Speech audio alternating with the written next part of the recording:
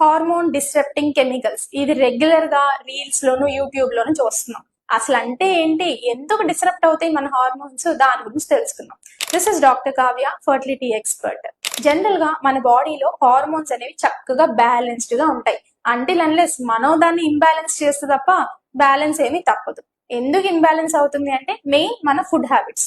ఎక్కువ బ్రేక్ఫాస్ట్ 8 నుంచి 9 లోపల తినేయాలి. సో ఈ కాలం జనరేషన్ ఏం చేస్తున్నారు అంటే 10 o'clock లేస్తారు, 11ంటికి తింటారు. లేట్ నైట్ ఈటింగ్, 11ంటికి తింటారు. అది నార్మల్ ఏమన్నా తింటారా? కాదు, బిర్యానీస్, చికెన్ ఇట్లాంటివి తింటారు. వీటన్నిటి మూలంగా ఏమవుతుంది? Weight disturbances. ఎప్పుడైతే వెయిట్ డిస్టర్బెన్సెస్ అవుతాయో బ్రెయిన్ లో హార్మోన్స్ డిస్టర్బెన్స్ ఆటోమేటిక్ గా మొదలవుతాయి. సో దీని మూలంగా rest of all the bodies, పైన థైరాయిడ్ నుంచి తీసుకుని కింద ఓవరీస్ లో ఈస్ట్రాడియోల్ దాకా అన్ని ఇంబ్యాలెన్స్ అవుతాయి. ఈ ఇంబ్యాలెన్స్ అనేవి చేతులారా కాజ్ చేసుకుని మందులు మింగుతూనే ఉంటారు. అడిగితే మేడం మాకు పీసీఓడి వచ్చింది, మాకు థైరాయిడ్ ప్రాబ్లం ఉంది అని చెప్తారు. ఇవి మనం చేతులారా చేసుకున్న ప్రాబ్లమ్స్. ఇవన్నీ ఎలా అవాయిడ్ చేయాలి? Healthy eating habits are very important. 3 times a meal, 3 times a snack. పొద్దున బ్రేక్ఫాస్ట్, లంచ్, డిన్నర్ కూడా 8 లోపల అయిపోవాలి. 3 times a snack. 3 times snack మధ్యలో పీరియడ్ లో చిన్న స్నాక్ గా తీసుకోవాలి, కానీ లంచ్ గా తీసుకోకూడదు.